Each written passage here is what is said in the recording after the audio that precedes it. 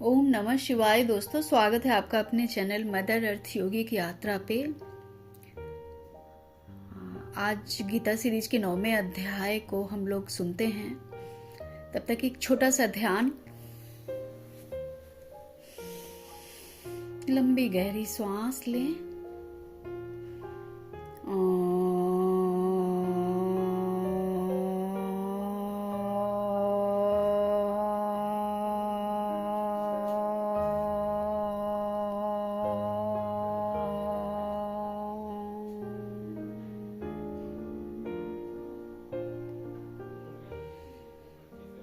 ओम श्री गुरुभ्यो नमः। ओम परम गुरुभ्यो नमः। ओम परात्पर गुरुभ्यो नमः। ओम सर्व गुरुभ्यो नमः। ओम मम गुरुभ्यो नमः।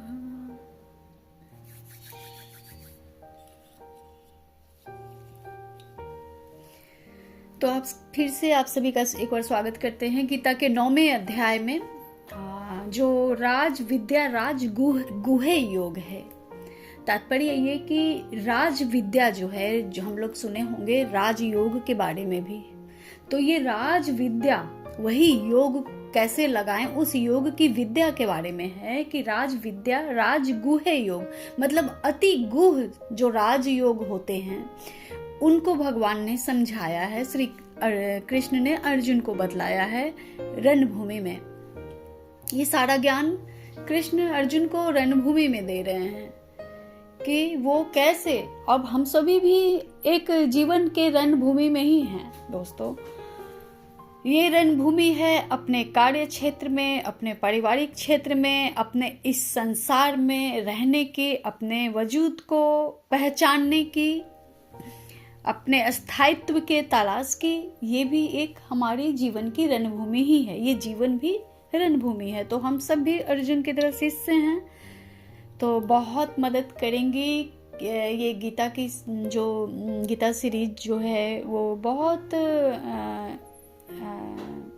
आसान भाषा में, बहुत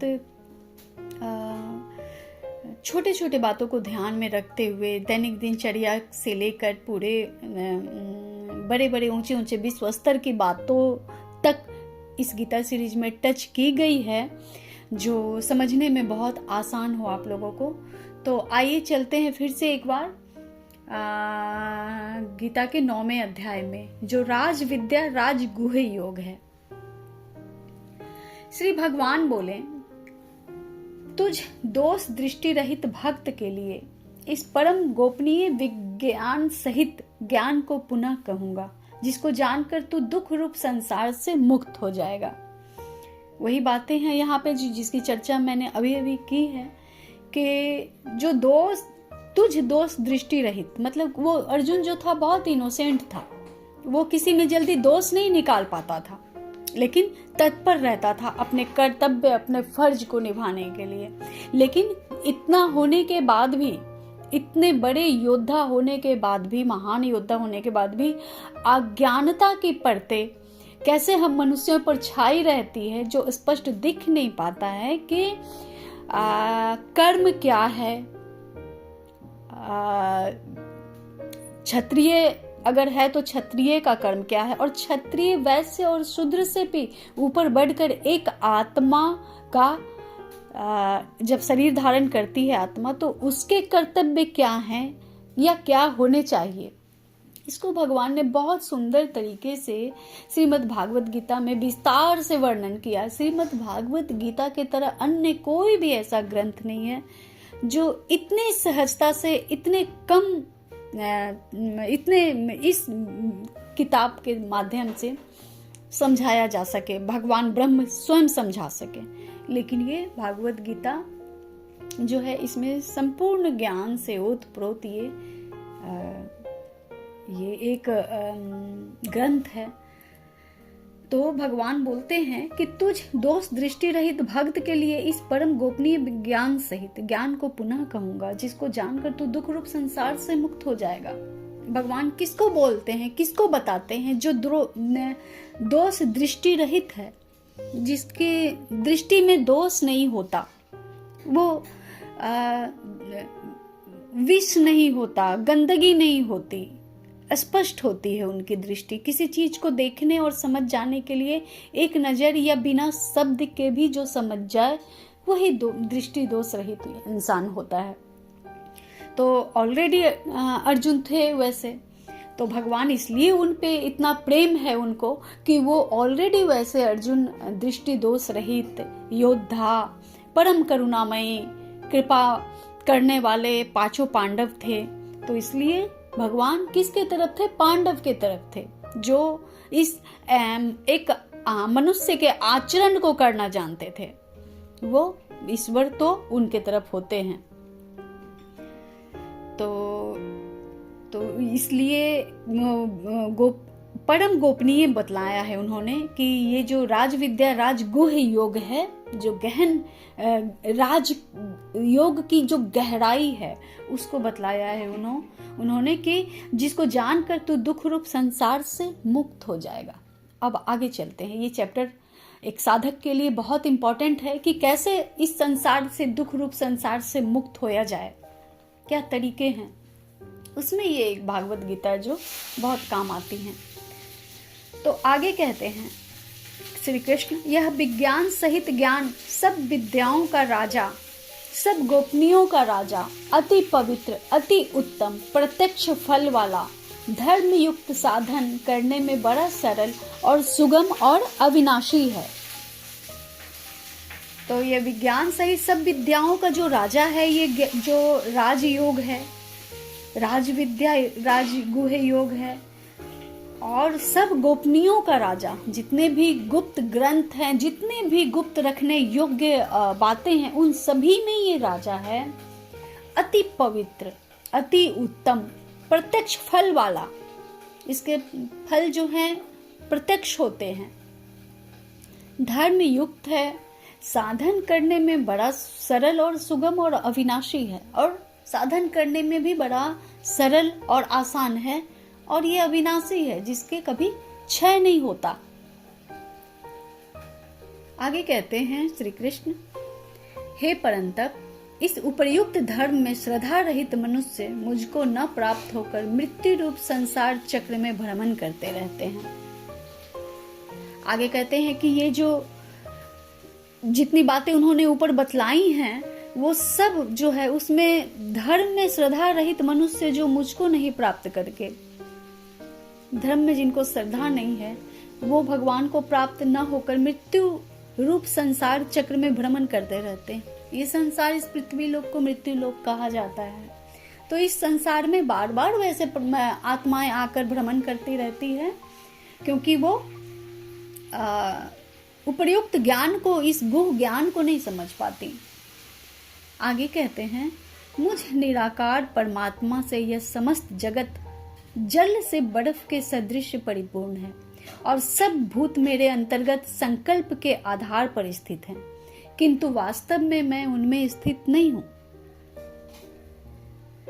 मुझ निराकार परमात्मा से यह समस्त जगत जल से बर्फ के सदृश परिपूर्ण है। जैसे बर्फ का स्वभाव क्या है? पिघल जाना। जब उसे फिर से जमाया जाए तो वो ठोस रूप ले लेती है, और फिर से वो तापमान अगर वैसा पड़ा तो फिर से वो पिघलकर पानी हो जाती है। तो ये ठीक उसी तरह ये संसार में है। ये समस्त जगत जो परमात्मा के दृश्य से बस वैसा ही है, जैसे कि पिघल कर फिर वो लिक्विड बन गया और फिर वो ठोस बन गया। पानी का ही स्वरूप है जो दो रूपों में है। अब उस पानी को, उस जल को आप जैसे यूज करो, बस इसी तरीके का इसका स्वभाव है। परमात्मा जो है, निराकार परमात्मा, बस वैसे ही है। और सब भूत मेरे अंतर्गत संकल्प के आधार पर स्थित है, किंतु वास्तव में मैं उनमें स्थित नहीं हूं। सारे भूत जितने हैं, जितने साइकिल चली आ रही हैं पृथ्वी के जीवन की, जितने भी साइकिल चली आ रही हैं, वो सब उनके अंतर्गत भगवान के ही, परमात्मा के ही अंतर्गत उनके संकल्प के आधार पर स्थित है। उनके ही संकल्प पे जो जितना जीव जो भी इच्छा किया, संकल्प किया, कुछ के बाकी रह गए, कुछ ने अपने शरीर को बहुत सारे ऐसे ही एक्सीडेंट होते हैं, आत्महत्या होती है, हत्या होती है। अगर हत्या नहीं हुई, अगर शरीर अंतिम समय में आया, शरीर तो छूट गया, उनका उम्र पूरा भी हो गया, छूट तो गया, लेकिन वो मन उसी तरह अटका रह जाता है उनका संसार में ही, कोई काम अधूरा छूट गया। तो इस संकल्प के आधार पर, इस तरह का जो संकल्प होता है उसके आधार पर स्थित है ना। किंतु वास्तव में मैं उनमें स्थित नहीं हूँ, लेकिन वास्तव में भगवान उस संकल्प के अंतर्गत नहीं है, उस संकल्प में भगवान नहीं है। ये मनुष्यों के द्वारा खुद का बनाया गया ये संकल्प है कि इच्छाएं अधूरी रह जाना, प्यासे रह जाना, तड़पना, अति गुस्सा, बदले की भावना में पुनः पुनः जन्म लेना। लेकिन ईश्वर उसमें नहीं है। लेकिन ईश्वर के कार्य माया के अंतर्गत ही सारा सृष्टि चराचर जो है इसी माया में साइकिलिंग उसकी हो रही है, रिपीटेड हो रही है, रिपीटेड साइकिल। आगे कहते हैं, वे सब भूत मुझ में स्थित नहीं हैं, किंतु मेरी ईश्वरीय योग शक्ति को देखो कि भूतों का धारण पोषण करने वाला और भूतों को उत्पन्न करने वाला भी मेरा आत्मा वास्तव में भूतों में स्थित नहीं है। अर्थात सारे जितने भी सृष्टि है सब उनमें, उनके अंदर ही है, उनसे बाहर कुछ नहीं है। किंतु मेरी ईश्वरीय योग शक्ति को देखो, लेकिन उनकी जो परमात्मा की जो ईश्वरीय योग शक्ति है कि भूत को धारण पोषण करने वाले वही हैं, है ना। जितने जितने क्रम चलते आ रहे हैं उन सब, ये जीव जगत के जितने भी, पृथ्वी के जितने उम्र चलते आ रही है, जितने क्रम चलते आ रहे हैं, सबका धारण पोषण करने वाले वही हैं। और भूतों को उत्पन्न करने वाला भी मेरी आत्मा वास्तव में भूतों में स्थित नहीं, और उनको वो उत्पन्न भी करते हैं। सृष्टि के कल्प के अंत में जब सृष्टि, पृथ्वी की जब समाप्ति हो जाती है, पृथ्वी जब नष्ट हो जाती है,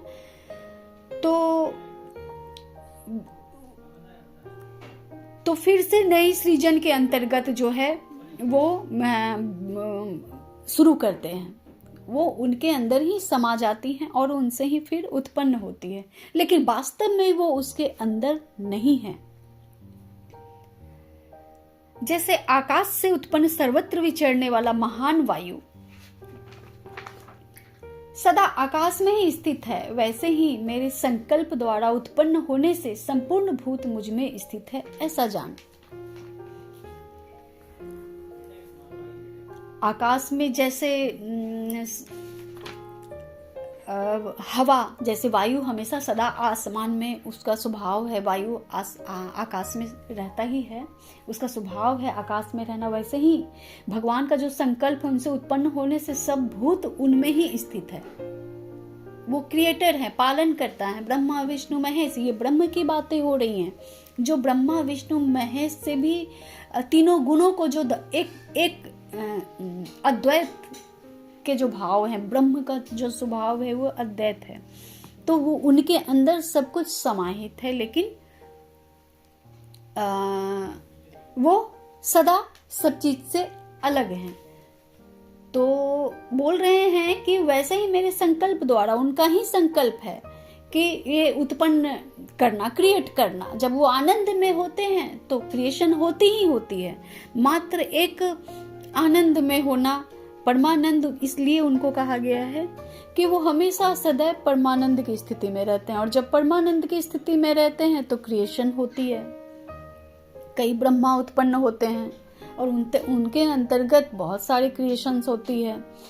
तो फिर से संकल्प से उत्पन्न होने से संपूर्ण भूत मुझ में स्थित है, ऐसा जानो। सब कुछ उनमें है, लेकिन वो सबसे अछूते हैं। अगर आप लोगों को क्लियर हो रही है तो एक कमेंट आप लोग जरूर करें मुझे। मुझे वैसे भी अच्छा लगेगा जब आप लोगों की कमेंट पढ़ूंगी, तो मुझे मोटिवेशन मिलेगा कि मैं ऐसे वीडियोस बनाती रहूं, आध्यात्मिक वीडियोस। ये गीता सीरीज मुझे बहुत जल्द से जल्द ख़त्म करना है, क्योंकि बहुत सारी चीज़ है जो मुझे इस चैनल पर आप लोगों को अवगत करवाना है या शेयर करना है, या कह लो अपने ही ज्ञान को इन्हांस करना है, इनोसेंटली अगर कहूँ तो आगे कहते हैं श्री कृष्ण, तो आप लोग कमेंट करें, लाइक करें, सब्सक्राइब करें, क्योंकि यही एक साधन है यूट्यूब पे चीज़ों को स्प्रेड करने का। और ये आध्यात्मिक जगत में आध्यात्मिक के युवाओं को, युवतियों को अगर टच करती हूँ, महिलाओं को, पुरुषों को, जो सभी आत्माएं ही हैं, तो ये एक बहुत अच्छी चीज़ होगी कि इन चीज़ों को शेयर करने की, आपस में एक दूसरे से बात करने की एक प्लेटफॉर्म मिलेगा। तो ये बहुत अच्छी चीज़ होगी। तो अब आगे चलते हैं हम लोग। तो आगे कहते हैं, हे अर्जुन, कल्प के अंत में सब भूत मेरी प्रकृति को प्राप्त होते हैं, अर्थात प्रकृति में लीन होते हैं, और कल्पों के आदि में उनकी रचना मैं फिर करता हूँ। अब ईश्वर की प्रकृति कौन कौन सी हैं? ईश्वर की अनंत प्रकृतियां हैं, है ना। त्रिदेवियां हैं। पहले तो त्रिदेवियां हैं, महासरस्वती, महालक्ष्मी, महादुर्गा। ये 3 देवी ईश्वर की प्रकृति हैं, और जो उनकी शक्ति हैं। और शक्ति के अंतर्गत बहुत सारी देवियां हैं जो अलग अलग प्रकृति को प्राप्त होती हैं। जो भी इंसान जिनको पूजता है वो उनको प्राप्त होता है। प्रकृति देवी के ही बहुत सारे स्वरूप हैं, और उनकी ही विभूतियां हैं, और उनकी ही योगिनियां हैं, जो डाकिनी, शाकिनी, बहुत सारी देवियां हैं जो उनका कार्य करती हैं। तो इसी प्रकार कह रहे हैं कि कल्प के अंत में सब भूत मेरी प्रकृति को प्राप्त होते हैं, अर्थात जैसा जैसा जो कर्म करता है उसी प्रकृति में वो जाता है, अर्थात मेरी प्रकृति में लीन होते हैं और उनकी प्रकृति में वो लीन होते हैं। ये कैसी प्रकृति है? ब्रह्म की कैसी प्रकृति है? निष्काम भाव वाले जो होते हैं, निष्काम कर्म वाले, निष्काम कर्म योगी होते हैं, तपस्वी होते हैं। ये ईश्वर की जो शक्तियां हैं, प्रकृति हैं, उनके थ्रू लिए जाते हैं और वो उनमें जाते हैं, उन्हीं में लीन होते हैं। यानी और कल्प के आदि में फिर उनकी रचना नारायण करते हैं। जब कल्प की फिर शुरुआत होती है, ब्रह्मा के 1000 दिवस और 1000 रात्रि दिवस जब पूर्ण होती है, तो फिर से कल्प की शुरुआत होती है। 1000 बार कलयुग, सतयुग, त्रेता और द्वापर के रिपीट होने के बाद रात्रि भी उसी प्रकार, उसके बाद कल्प का अंत हो जाता है, मतलब पूरी पृथ्वी फिर नष्ट हो जाती है। कई बार ऐसा हो चुका। अब फिर बहुत समय नजदीक है। धीरे धीरे अगर आप दृष्टि घुमाएं, देखें, न्यूज पढ़ें, न्यूज मतलब वो आज तक वाली नहीं, अगर अध्यात्म की और अगर आपका ध्यान है तो उस दृष्टिकोण को रखकर अगर आप बहुत सारे न्यूज और बहुत सारे चीज देखते हैं, तो आप देखिए कि क्या से क्या हो रहा है पूरी दुनिया में, पूरी धरती पे। पूरी धरती अस्त व्यस्त है, पूरी धरती नश्वरता की ओर है, क्योंकि मनुष्य में अब वो आत्मबल रहा ही नहीं। मनुष्य धरती पे बहुत चुने हुए आत्माएं ऐसी हैं जिनमें आत्मबल इतनी मजबूत है कि आसुरी शक्ति तो उन्हें नष्ट करने में एक कसर न छोड़ रही है, न छोड़ेगी आगे। लेकिन आत्मबल, कहते हैं ना कि 70 हाथियों का बल था उनमें, भीम में। तो आत्मबली जो होते हैं एक आदमी, वो बहुतों पर भारी होते हैं। तो इसी प्रकार जो है सो भगवान जो है सो फिर से नष्ट करते हैं और फिर उनकी रचनाएं होती हैं। फिर से सतयुग, त्रेता, द्वापर, कलयुग फिर से रिपीट होती है नई पृथ्वी के साथ। आगे कहते हैं श्री कृष्ण, अपनी प्रकृति को अंगीकार करके स्वभाव के बल से परतंत्र हुए इस संपूर्ण भूत समुदाय को बार बार उनके कर्मों के अनुसार रचता हूँ। अब यहाँ बहुत ज्यादा क्लियर हो गया कि अपनी प्रकृति को अंगीकार करके, क्योंकि ये सारी जो प्रकृति हैं वो भगवान की ही है, चाहे वो नेगेटिव एस्पेक्ट्स में हो, चाहे वो पॉजिटिव एस्पेक्ट्स में हो, है ना। वो सभी भगवान की ही प्रकृति है, और उनको अंगीकार करके स्वभाव के बल से परतंत्र हुए, मतलब अब स्वभाव बस ही कोई बल से परतंत्र होता है, और इस संपूर्ण भूत समुदाय को बार बार उनके कर्मों के अनुसार रचता हूं। तो स्वभाव के अनुसार जो जैसा कर्म करता है, उसी के अनुसार फिर उसको वैसा ही जीवन देकर, वैसा ही उसको पद या मनुष्यों में, उत्तम मनुष्यों में जन्म होता है, ब्राह्मण के घर जन्म होता है, राजा के घर जन्म होता है, या किसी गरीब के घर में जन्म होता है, या जानवर बनते हैं, तो उनके उनके कर्मों के अनुसार फिर वो योनि को प्राप्त होते हैं। और उसके आगे कहते हैं उनके अनुसार वो रचते हैं, रचना होती है फिर उनके कल्प के आदि में। आगे कहते हैं, हे अर्जुन, उन कर्मों में आसक्त रहित और उदासीन के समान स्थित मुझ परमात्मा को वे कर्म नहीं मानते। अब जितने भी कर्म हैं भगवान के अंदर समाते तो हैं, लेकिन वो भगवान किसी कर्म के अंदर नहीं है। क्योंकि ब्रह्म आसक्ति रहित है। वो जो प्लैनेट की जो देख रेख करते हैं, नारायण विष्णु, उनके बारे में ही कहा गया है यहाँ पे कि उन कर्मों में आसक्ति रहित और उदासीन के समान स्थित मुझ परमात्मा को वो कर्म नहीं बांधते, क्योंकि वो बिल्कुल लस्ट नहीं है उनमें। निर्गुणम निर्विकल्पम निरीहम, है ना, बिल्कुल उनमें चैतन्य है, केवल वो चैतन्य है, न कोई उनमें कर्म है, न वो सगुण है, बिल्कुल निर्गुण है। तो वो कर्म बंधन जो है वो भगवान को कैसे छू सकता है? वो उदासीन है इस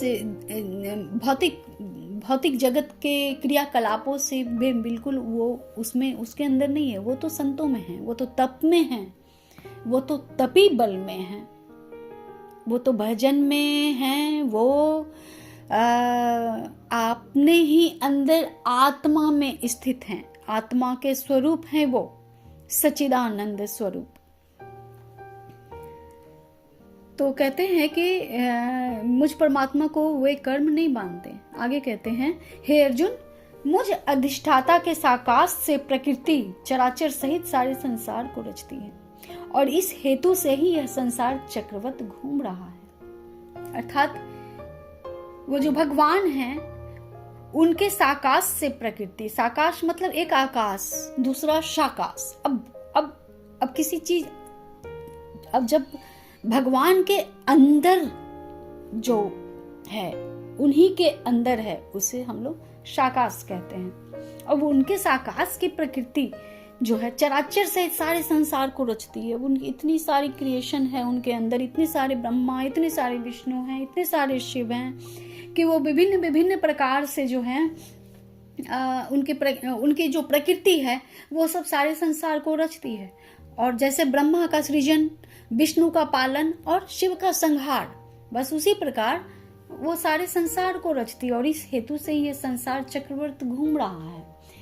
पर मेरे परम भाव को न जानने वाले मूढ़ लोग मनुष्य का शरीर धारण करने वाले मुझ संपूर्ण भूतों के महान ईश्वर को तुच्छ समझते हैं।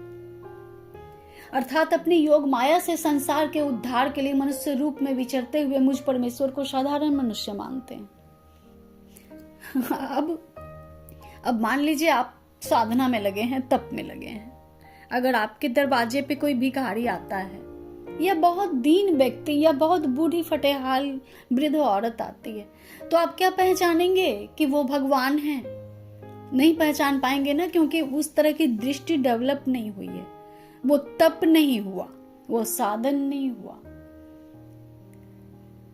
तो भगवान कह रहे हैं कि मेरे परम भाव को न जानने वाले मूढ़ लोग, उस परम भाव, वो जब भाव मन में आता है, जब तपी के मन में भाव आता है, संतों के मन में जब वो भाव से समझते हैं सारी चीजों को। वो जरूरी नहीं है कि सामने वाले को भिखारी अगर है तो सारे भिखारी जो हैं, बहुत सारे लोग ऐसे होते हैं जो भीख मांगते हैं या भिखारी के वेश में होते हैं, लेकिन जो तपस्वी होते हैं वो उनको भी पहचान जाते हैं।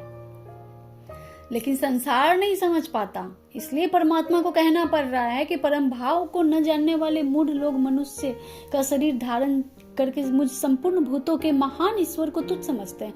अब कृष्ण भी आए जब, तो कृष्ण के भी कितने विरोधी हुए, बहुत विरोधी हुए। हर कोई उनको भगवान मान के पूरा संसार तो नहीं पूजने लगा ना। जो उनके विरोधी थे वो एक साइड थे, तभी तो महाभारत हुआ, तभी तो कौरव एक साइड और पांडव एक साइड हुए, क्योंकि उनके भी विरोधी थे, भगवान के विरोधी तब भी थे। तो मूढ़ मनुष्य जो होते हैं भगवान को न जानने वाले, अपने आप को न जानने वाले, वो तो इसी तरह जो अपने आप को न जानने वाले होते हैं वो कैसे भगवान को जानेंगे, या किसी सामने वाले को भी कैसे जान पाएंगे। जिनको खुद से प्यार नहीं होता वो कभी सामने वाले को नहीं समझ पाते, नहीं कद्र कर पाते। चाहे वो प्यार की भावना से हो, चाहे वो सेवा की भावना से हो, उनकी नजर में, दृष्टि में कोई वैल्यू नहीं रहती उनके प्यार की, उनके त्याग, तपस्या और समर्पण की। ये कौन समझता है? थोड़ा सा भी अगर कोई आसानी से कोई साधारण व्यक्ति किसी की हेल्प कर देता है तो कितनी करुणा और ममता जाग जाती है संतों की दृष्टि में, क्योंकि वो पहचानते हैं, वो भाव में को परखना समझते हैं, जानते हैं कि ये किस भाव से कर रहा है। तो भगवान जो होते हैं उनको भी तुच्छ समझते हैं। जब इस संसार में आ भी जाएं तो भी उनको प्रमाण देना होता है, प्रूफ देना होता है। लेकिन इस धरती का जो है नियम, इस पे आके वो चमत्कार नहीं दिखला सकते हैं। लेकिन अब तो चमत्कार भी दिखलाना ही पड़ रहा है उन लोगों को। तो आगे कहते हैं कि अर्थात अपनी योग माया से संसार के उद्धार के लिए मनुष्य रूप में विचरते हुए मुझ परमेश्वर को साधारण मनुष्य मानते हैं, है ना। जब ईश्वर अपने ही योग माया से संसार में जब आते हैं, संसार के उद्धार के लिए संसार में जब आते हैं, मनुष्य रूप लेकर आते हैं, तो भी लोग साधारण मनुष्य ही मानते हैं उनको। ऐसा ब्रह्म स्वयं अपने मुख से कह रहे हैं। आगे कहते हैं, वे व्यर्थ आशा, व्यर्थ कर्म और व्यर्थ ज्ञान वाले विक्षिप्त चित्त अज्ञानी जन राक्षसी, आसुरी और मोहिनी प्रकृति को ही धारण किए रहते हैं। तो जितने भी इस तरह के लोग होते हैं, जिनमें सेंस नहीं होती, जिनमें भावना नहीं होती, जो परख नहीं पाते, कद्र नहीं कर पाते किसी की सेवा का, किसी के समर्पण का, किसी के प्रेम का, तो उनके लिए वो व्यर्थ आशा जो रखते हैं, है ना, व्यर्थ कर्म और व्यर्थ ज्ञान वाले जो होते हैं, विक्षिप्त चित्त, वो विक्षिप्त जैसे होते हैं।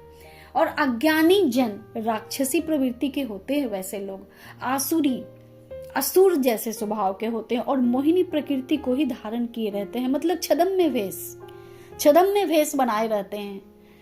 पहचान नहीं, अगर आपने तप नहीं किया है तो आप पहचान नहीं पाओगे कि सामने वाला जो है वो मोहिनी वेश। मतलब जब नारायण को राहु और केतु से जब वो समुद्र मंथन हुआ था तो इसलिए तो मोहिनी स्वरूप बनाना पड़ा था नारायण को। तो वो मोहिनी प्रकृति को ही धारण किए रहते। वो इतने मोहक लगते हैं, इतनी मीठी बातें और इतने अच्छे बातें, और इस प्रकार से किसी चीज का कोई तो बहुत क्रूरता दिखला जाते हैं, और कोई को उसको क्या कहेंगे, जो क्रूरता न दिखलाने के बाद भी इतना ज्यादा क्रूर हो जाए कि उसके लिए फिर वो हर सीमा से पार चला जाए, कोई कद्र न हो उसे, तो वो भी मूढ़ और अज्ञानी ही हैं। वैसी आत्माएं भी विक्षिप्त चित्त ही हैं, राक्षसी और आसुरी प्रकृति के व्यक्ति हैं, जो मोहिनी प्रकृति को ही धारण किए रहते हैं, अपने ऊपर आवरण किए रहते हैं, अपने ऊपर आवरण डाला रहता है उन्होंने खूब। भगवान का भी नाम ऐसे लोगों के मुंह से बहुत सुनेंगे आप, बहुत भगवान भगवान करते रहते हैं, मंदिर की घंटियों सब जगह घूमते जाते हैं, और भगवान की बातें करो तो फिर संत जन, इसलिए उनको गुप्त कहा गया है कि वो लोग मौन हो जाते हैं, उनके पहचान जाते हैं, और पहचान जाने के बाद फिर क्या बहस करना उन लोगों से। तो यही है कि ऐसे रूप मोहिनी प्रकृति को ऐसे लोग धारण किए रहते, वो नहीं समझ पाते। आगे कहते हैं श्री कृष्ण, परंतु हे कुंती पुत्र, दैवी प्रकृति के आश्रित महात्मा जन मुझको सब भूतों का सनातन कारण और नाश रहित अक्षर स्वरूप जानकर अनन्य मन से युक्त होकर निरंतर भजते हैं। कैसे लोग फिर जान पाते हैं भगवान को? दैवी प्रकृति के, जिनके मन में करुणा, प्रेम, गरीबों के प्रति ममता, दया, अपनी दृढ़ता, आत्मीय दृढ़ता, कर्तव्य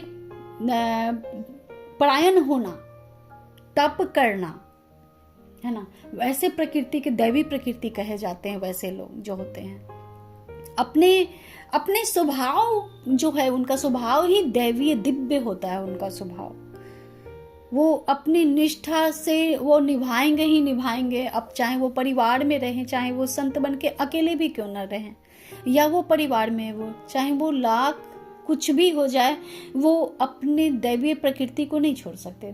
दैव पुरुष जो होते हैं या दैव दिव्य स्त्रियां जो होती हैं, तो दैवी प्रकृति के आश्रित महात्मा जन जो होते हैं ना, जिनके अंदर ये दैवीय गुण होते हैं, उन वो आश्रित जो महात्मा जन होते हैं, मुझको सब भूतों का सनातन और नाश रहित अक्षर स्वरूप, जो कभी क्षय नहीं होते, जो नाश जिनका नहीं होता, वो सब भूतों में सनातन है, जितने भी चीज हैं उस सब में वो सनातन कारण जो होते हैं, उस स्वरूप जानकर अनन्य मन से युक्त होकर निरंतर भजते हैं। वो लोग निरंतर भजते हैं, चाहे वो जो भी परेशानी जिस तरह अवस्था में रहे, वो तप करते हैं, उन्हें तप कहा जाता है। चाहे वो जो भी सिचुएशन हो, लेकिन अपने दिव्य गुणों को न छोड़ना दिव्य प्रकृति की पहचान है, दैवी प्रकृति की पहचान है कि अपने दिव्य गुणों को, दिव्य गुण क्या होते हैं? दिव्य गुण स्त्री का स्त्रीत्व और पुरुष का पुरुषत्व होता है। अब इसके अंतर्गत जो भी चीज आते हैं वो आप अपने तरीके से समझ सकते हैं कि दिव्य, दोनों में दिव्य गुण क्या होती है। दोनों में सामान्य चीज एक होती है जो आत्मा होती है। वो आत्मा न स्त्री है न पुरुष है, जो दोनों के शरीर में है। वो आत्मा क्या है? वो आत्मा निर्गुण है और परम प्रकाशवान है। आत्मा ही उजागर है, रोशनवान है। तो वो किसी भी शरीर में होते हैं, तो वो अक्षर स्वरूप वैसे जो दिव्य गुण वाले होते हैं, प्रेम करने वाले, प्रेम में आस्था रखने वाले, परम तपी, परम तप, तो अनन्य मन से युक्त होकर निरंतर भगवान को भजते हैं। किनको भजते हैं? ब्रह्म को भजते हैं। वे दृढ़ निश्चय वाले भक्त जन निरंतर मेरे नाम और गुणों का कीर्तन करते हुए तथा मेरी प्राप्ति के लिए यत्न करते हुए और मुझको बार बार प्रणाम करते हुए सदा मेरे ध्यान में लीन होकर अनन्य प्रेम से मेरी उपासना करते हैं, है ना। चाहे वैसे दिव्य गुण वाले परिवार में रहें, समाज में रहें, जहां भी रहें, अकेले संत बन के रहें, चाहे लाख कुछ भी, कोई भी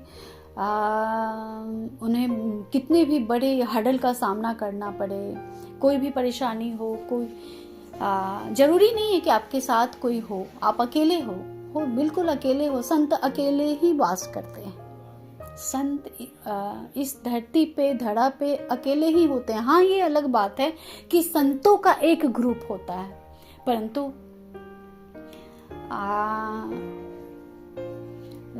जो इस तरह होकर भी, दिव्य गुण को धारण कर कर भी बार बार हर प्रॉब्लम में, हर अपने आत्मा के उत्थान के हर सिचुएशन में, जो इस संसार में ही मिलती है, इस संसार में ही आपके आत्मा का उत्थान हो सकता है। ये कहते हैं ना, पृथ्वी कितनी हार्ड स्कूल है। तो इस हार्ड स्कूल में जो है वो उसी तरह की आत्माएं आपके इर्द गिर्द भी आती है। आप जिस परिवार में हो, जिस लोगों से आपका कनेक्शन है, जिस घर में आपने जन्म लिया या जिस घर में आप गए, अब बेटी बनकर, बहू बनकर जन्म लिए आए आप, है ना, जिस इंसान से आपका नाता रिश्ता जुड़ा, जो संतान होती हैं उनके थ्रू, तो ये जितनी भी आसपास की जितनी भी आत्माएं आती हैं वो सारे कार्मिक बंधन से जोती हैं। अगर जैसे कर्म है वैसे वो रिश्ते हैं उनके। तो इस चीज से ऊपर जाने के लिए, लीन होने के लिए जो है वो भगवान का भजन, मतलब उनको बार बार याद करना, अपने ऊपर वर्क करना, योग में लगना, उनके योग में लगना, उनसे कनेक्शन बनाना। तो लगातार इस तरह करके अपने ऊपर ही काम करना, नित्य ध्यान, आध्यात्म यानी आत्म अध्ययन करते रहना। चाहे जैसे भी वक्त आए, जैसे भी सिचुएशन आए, लगातार अपने ही आत्मा का अध्ययन करते रहना कि गीता में क्या कहा गया, गुरुओं की क्या वाणी है, वेद में क्या है। बस इसी तरह नित्य अभ्यास रहित, अभ्यास सहित, अभ्यासरत होने से परमात्मा की प्राप्ति होती है। और जो बार बार ऐसा करते हैं वो सदा मेरे ध्यान में लीन होकर अनन्य प्रेम से मेरी उपासना करते हैं। तो फिर उनमें वो मन अनन्य, मतलब एक ही भाव में रहना, सिर्फ वो, उनके अलावा और कुछ भी नहीं, सब नश्वर है, नष्ट हो जाने वाली चीजें हैं। तो उनमें जो अनन्य प्रेम से जो उनकी उपासना करते हैं, बार बार प्रणाम करते हैं उनको, वो भगवान भी उनके साथ रहते हैं। आगे कहते हैं दूसरे ज्ञान योगी मुझ निर्गुण निराकार ब्रह्म का ज्ञान यज्ञ के द्वारा अभिन्न भाव से पूजा करते हुए भी मेरी उपासना करते हैं, और दूसरे मनुष्य बहुत प्रकार से स्थित मुझ विराट स्वरूप परमेश्वर की उपासना करते हैं। अर्थात एक प्रकार के जो ज्ञान योगी हैं वो उन निर्गुण निराकार ब्रह्म का ज्ञान यज्ञ के द्वारा अभिन्न भाव से, जब ज्ञान यज्ञ होती है, जब ज्ञान आता है तो अभिन्न भाव से वो फिर भिन्नता उनमें खत्म हो जाती है। किसी व्यक्ति विशेष, वस्तु, स्थान से, लोगों से उनमें भेद नहीं रहता। फिर उनके मन में सब एकात्म भाव से वो देखते हैं। कौन देखते हैं? ज्ञानी जन देखते हैं। ऐसा अभिन्न भाव से उनसे भिन्न कोई है ही नहीं। जानवर भी नहीं है, चींटी भी नहीं है, पेड़ पौधे भी नहीं है, कुर्सी भी नहीं है, निर्जीव वस्तु भी नहीं है। तो फिर अभिन्न भाव से कौन देखते हैं? ज्ञानी योगी देखते हैं, और उस निर्गुण निराकार ब्रह्म का ज्ञान यज्ञ के द्वारा अभिन्न भाव से पूजन करते हुए भी मेरी उपासना करते हैं। और इस प्रकार वो जो संसार में नित्य दैनिक कर्म भी करते हैं तो वो उनकी ही उपासना करते हैं, क्योंकि उनमें भेद खत्म हो गया है। डुप्लिसिटी नहीं है, द्वैत नहीं है, द्वैत का भाव नहीं है, अद्वैत, अद्वैत का भाव है कि सब मैं ही हूं, सब मुझ में है, हम सब एक ही हैं। तो इस तरह का भाव आता है तो ज्ञानी जन उस भाव से पूजा करते हैं। और दूसरे जो प्रकार होते हैं, भगवान कहते हैं, और दूसरे मनुष्य बहुत प्रकार से स्थित मुझ विराट स्वरूप परमेश्वर की उपासना करते हैं। और दूसरे जो है वो बहुत विभिन्न प्रकार का विराट स्वरूप है, उनकी पूजा करते हैं कि प्रत्येक भगवान है, प्रत्येक में पूजा करते हैं, प्रत्येक का पूजा करते हैं। आगे कहते हैं, कत्रु मैं हूं, यज्ञ मैं हूं, स्वधा मैं हूं, औषधि मैं हूं, मंत्र मैं हूं, घृत मैं हूं, अग्नि मैं हूं, और हवन रूप क्रिया भी मैं ही हूं। अब ये बहुत इंटरेस्टेड चैप्टर है दोस्तों, ये मेरे लिए बहुत स्पेशल और इंटरेस्टेड चैप्टर है। इसके लिए फिर से मैं आगे वीडियो बनाती हूँ, जो 9वें अध्याय का सेकंड सीरीज होगा, और इसे मैं बहुत अच्छे से और विस्तार से मैं इसे समझाकर बताकर कोशिश करूंगी बोलने का, क्योंकि इसे बहुत अच्छे प्रकार से मैं चाहती हूँ कि मैं इसका विस्तार करके समझाऊं। मैं जानती हूँ मेरे चैनल्स पे बहुत सारे ज्ञानी लोग हैं जो समझते भी होंगे ऑलरेडी, तभी तो आप इस चैनल पे हैं, सुन रहे हैं। लेकिन मैं भी आप लोगों के साथ ही असेंड होती हूँ। और फिर मैं शुरू करती हूँ इसके दूसरे अध्याय को। तब तक के लिए कल मिलते हैं फिर आपसे अपने नेक्स्ट वीडियो पे। तब तक के लिए कमेंट करें जरूर, लाइक करें, सब्सक्राइब करें। बिल्कुल इसमें आप लोगों का कुछ पैसा नहीं लगता, लेकिन ज्ञान जो होता है ना, एक ज्ञान के लिए, ज्ञान को बढ़ाने के लिए ये भी एक दक्षिणा ही होता है। अगर आप लोगों का कमेंट, सब्सक्राइब और लाइक आता है तो इस चैनल का विस्तार होगा। इस चैनल के विस्तार होंगे तो बहुत सारे जिज्ञासु जो होंगे वो भी जुड़ेंगे अपने तरह। जब उनकी ये लेवल बात वाली आत्माएं लगेंगी तो एक ग्रुप बनेगा। तो तब तक के लिए फिर मिलते हैं आप लोगों से अपने नेक्स्ट वीडियो पे। तब तक के लिए ओम नमः शिवाय। आप सबों पे परमात्मा की असीम कृपा बनी रहे, आप सब परम धाम को प्राप्त हो। तब तक के लिए ओम नमः शिवाय।